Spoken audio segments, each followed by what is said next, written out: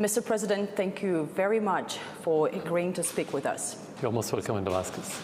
Well, we start with Aleppo, of course. Aleppo is now seeing what is perhaps the most fierce fighting since the war started almost 6 years ago here in Syria. But the Western politicians and Western media have been largely negative about your army's advance. Why do you think this is happening? Do they take it as their own defeat? Actually, after they failed in Damascus, because the whole narrative was about liberating Damascus from the state during the first 3 years. When they failed, they moved to Homs. When they moved in Homs, they moved to Aleppo. They focused on Aleppo during the last 3 years. And for them, this is the last most important card they could have played on the Syrian battlefield. Of course, they still have terrorists in different areas in Syria. But it's not like talking about Aleppo as the second largest city, which has the political, military, economic, and even moral sense when their terrorists are defeated. So for them, the defeat of the terrorists is the defeating of their proxies, to talk bluntly. These are their proxies, and for them the defeat of the terrorists is the defeat of the country that provide them, whether regional countries or Western countries like the United States, first of all the United States and France and UK. So you think they take it as their own defeat, right? Exactly, that's what I mean. The defeat of the terrorists, this is their own defeat, because these are their real army on the ground. They didn't interfere in Syria or intervened directly. They have intervened through those proxies. So that's how we have to look at it if we want to be realistic, regardless of their statements, of course. Palmyra is in another troubled region now, and it's now taken by ISIS. Or ISIL. But we don't hear a lot of condemnation about it. Is that because of the same reason? Exactly, because if it was captured by the government, they will be worried about the heritage. If we liberate Aleppo from the terrorists, there would be, the Western officials and the mainstream media, they're going to be worried about the civilians. They're not worried when the opposite happens, when the terrorists killing those civilians or attacking Palmyra and started destroying the human heritage, not only the Syrian heritage. Exactly, you are right, because ISIS, if you look at the timing of the attack, is related to what's happening in Aleppo. This is the response to what's happening in Aleppo, the advancement of the Syrian Arab army, and they wanted to make this, or let's say to undermine the victory in Aleppo, and at the same time to distract the Syrian army from Aleppo to make it move toward Palmyra and stop the advancement. But of course, it didn't work.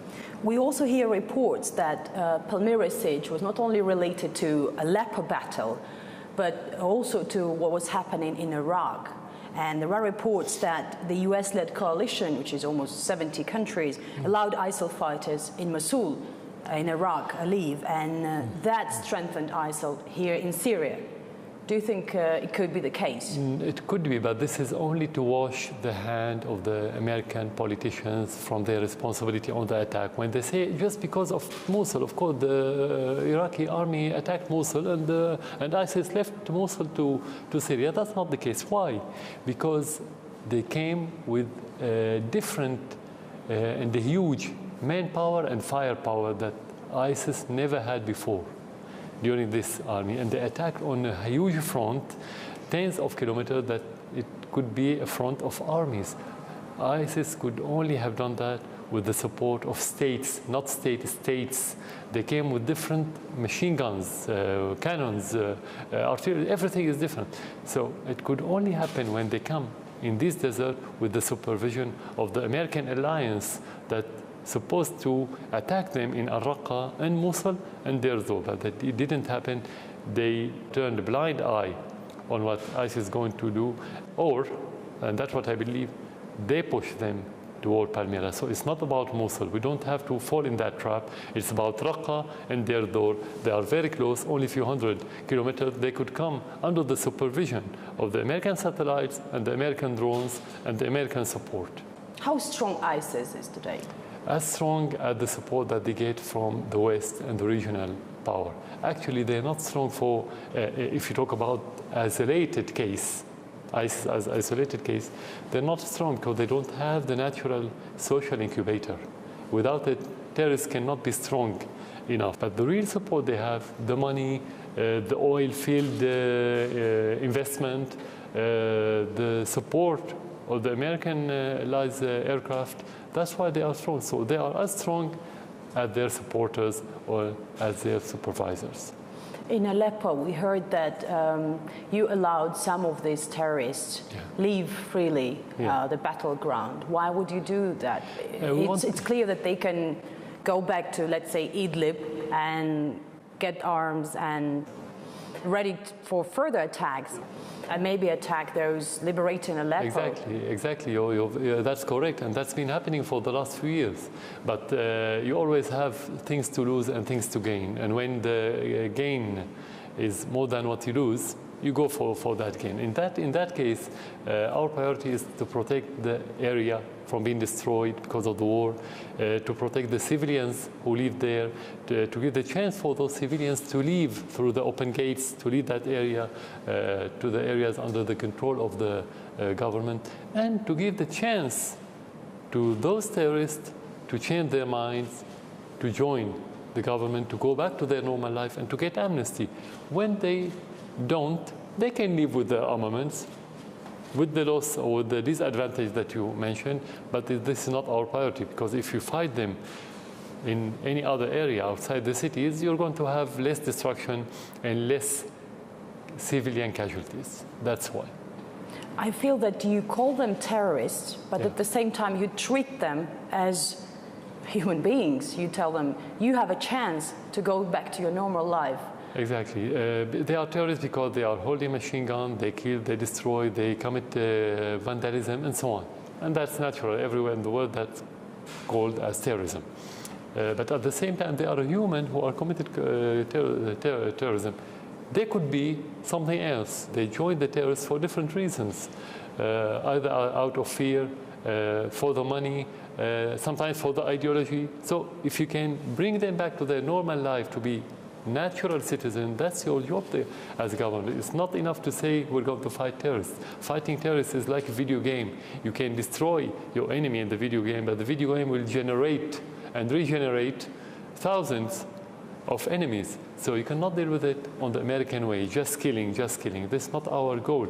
This is the last option you have. If you can change, this is a good option. And it succeeded. It succeeded because many of those terrorists, when they changed their position, some of them living normal life, and some of them joined the Syrian army. They fought with the Syrian army against the other terrorists. This is success from our point of view.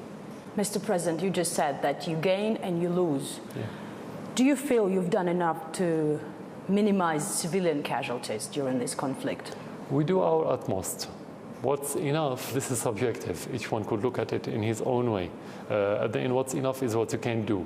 My ability as a person, the ability of the government, the ability of Syria as a small country to face a war that's been supported by tens of countries. Mainstream media's hundreds of channels and other machines working against you. So it depends on the definition of enough. So this is, as I said, very subjective, but I'm sure that we are doing our best. Nothing is enough at the end, and the human practice is always full of correct and flaws or mistakes, let's say, and that's a natural thing. We hear Western powers asking Russia and Iran repeatedly to put pressure on you to, as they put it, stop the violence. And just recently, 6 Western nations, in an unprecedented message, they asked Russia and Iran again to put pressure on you, asking for a ceasefire in Aleppo. Yeah. Will you go for it? At the time when your army was progressing, they were asking for a ceasefire. It's always important in politics to read between the lines, not to be literal. It doesn't matter what they ask. The translation of their statement is for Russia, please stop the advancement of the Syrian army against the terrorists. That's the meaning of that statement. Forget about the rest. You went too far in defeating the terrorists. That shouldn't happen. You should tell the Syrians to stop This, we have to keep the terrorists and to save them. This is in brief. Second, Russia never, these days, I mean, during this war, before that war, during the Soviet Union, never tried to interfere in our decision till that moment. Whenever they had opinion or advice, doesn't matter how we can look at it, they say at the end, this is your country, you know what the best decision you want to take. This is how we see it, but if you see it in a different way, you know, you are the Syrian. They are realistic, and they respect our sovereignty, and they always defend the sovereignty that's based on the international law and the Charter of the United Nations. So it never happened that they made any pressure, and they will never do it. This is not their methodology. How strong is the Syrian army today? It's about the comparison to two things. First of all, the war itself. Second, to the size of Syria. Syria is not a great country, so it cannot have a great army in the numerical sense. The support of our allies was very important. Russia, mainly Russia, and Iran.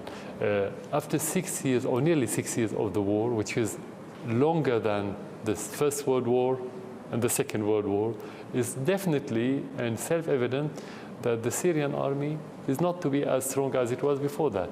But what we have is the determination to defend our country. This is the most important thing. We lost so many lives in our army. We have so many martyrs, so many disabled soldiers. We lost so many of our equipments. Numerically, we lost a lot, but we still have this determination, and I can tell you this determination is much stronger than before the war.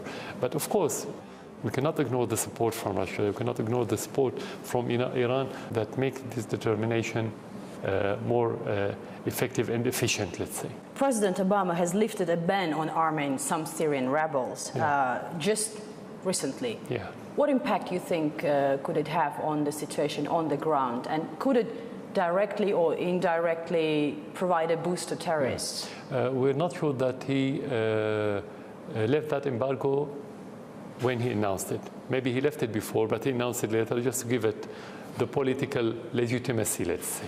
This is first. Second point, which is very important, the timing of the announcement and the timing of attacking Palmyra, there's a direct link between these two. So the question, who are they going, those armaments, who are they going to? In the hands of who? In the hand of ISIS and al-Nusra. And there's coordination between ISIS and al-Nusra. So the announcement of this lifting of that embargo is related directly to the attack on Palmyra and to the support of other terrorists outside Aleppo, because when they are defeated in Aleppo, the United States and the way they need to support their proxies somewhere else, because they don't have any interest in solving the conflicts in Syria. So the crux of that announcement is to create more chaos, because the United States create chaos in order to manage this chaos. And when they manage this chaos, they wanted to use the different factors in that chaos in order to exploit the different parties of the conflict, whether they are internal parties or external parties. Mr. President, how do you feel about being a small country in the middle of this tornado of countries not interested in ending the war here? Exactly. It's something we've felt. We've always felt before this war, but we felt it more, of course, today, because small countries feel safer when there's international balance. And we felt the same, what you just mentioned, after the collapse of the Soviet Union, when there was only American hegemony, and they wanted to implement whatever they want and to dictate all their policies on everyone. Small countries suffer the most. So we feel it today, but at the same time, today there's more balance with the Russian role. That's why I think we always think the more Russia is stronger. I'm not only talking about Syria, I'm talking about every small country in the world. Whenever there's stronger Russia, more rising China, we feel more secure. It's painful, I would say it's very painful, this situation that we've been living on every level, humanitarian level, the feeling, the loss, everything. But at the end, it's not about losing and winning. It's about either winning or losing your country. It's existential threat for Syria. It's not about government losing against other government or army against army. Either the country will win or the country will disappear. That's how we look at it. That's why you don't have time to feel that pain. You only have time to fight and defend and do something on the ground. Let's talk about media's role in this conflict. Yeah. All sides during this war have been accused of civilian casualties, but the Western media has been almost completely silent about the atrocities committed by the rebels. What role is the media playing here? First of all, the mainstream media, with their fellows politicians, they are suffering during the last few decades from moral decay. So they have no morals. Whatever they talk about, whatever they mention or they use as mask, human rights, civilians, children, they use all these just for their own political agenda in order to provoke the feelings of their public opinion to support them in their intervention in this region, whether military or political. So they don't have any credibility regarding that. If we want to look at what's happening in the United States is a rebellion against the mainstream media, because they've been lying and they kept lying on their audiences. We can tell that the public opinion or the people in the West doesn't know the real story in our region, but at least they know that the mainstream media and their politicians were lying to them for their own vested interest agenda and vested interest politicians. That's why I don't think the mainstream media could sell their stories anymore. And that's why they are fighting for their existence in the West, although they have a huge experience and a huge support and money and resources, but they don't have something very important for them to survive, which is the credibility. They don't have it, they lost it. They don't have the transparency. That's why they don't have credibility. That's why they are very coward today. They are afraid from your channel, from any statement that could tell the truth, because it's going to debunk their cause. That's why. Another example, Reuters news agency has been quoting Amaq, ISIL's mouthpiece, regarding the siege of Palmyra. Yeah. Do you think they give legitimacy to extremists in such a way? They quote in their media. Even if they don't mention their news agencies, they adopt their narrative anyway. Oh. But if you look at the technical side of the way ISIS presented itself from the very beginning through the videos and the news and the media in general and the PR, they use a Western technique. Look at it, very sophisticated. How could somebody who's under siege, who's despised all over the world, who's under attack from the airplanes, who the whole world wants to liberate every city from him, could be that sophisticated unless if he's not relaxed and has all the support. So I don't think it's about Amaq. It's about the West adopting their stories, sometimes directly, sometimes indirectly. Donald Trump takes over as US president in a few weeks. You mentioned America many times today. What do you expect from America's new administration? His rhetorics during the campaign were positive regarding the terrorism, which is our priority today. Anything else is not priority. So I wouldn't focus on anything else. The rest is American, let's say, internal matters. I wouldn't worry about. But the question whether Trump have the will or the ability to implement what he just mentioned. You know that most of the mainstream media and the corporate, big corporate, the lobbies, the Congress, even some in his parties were against him. They want to have more hegemony, more conflict with Russia, more interference in different countries, toppling government and so on. He said something in the other direction. Could he sustain against all those after he started next month? That's the question. If he could, I think the world will be in different place, because the most important thing, as I just mentioned earlier, is the relation between Russia and the United States. If he goes toward that relation, most of the tension around the world will be pacified. That's very important for us in Syria. But I don't think anyone has the answer to that. He wasn't a politician, so we don't have any reference to judge him first. Second, nobody can tell what kind of battle is it going to be next month and after. Humanitarian situation in Syria is disaster. And we hear from EU Foreign Policy Chief, Madame Mogherini, that EU is the only entity to deliver humanitarian aid to Syria. Is that true? Actually, all the aid that any Western country sent was to the terrorists.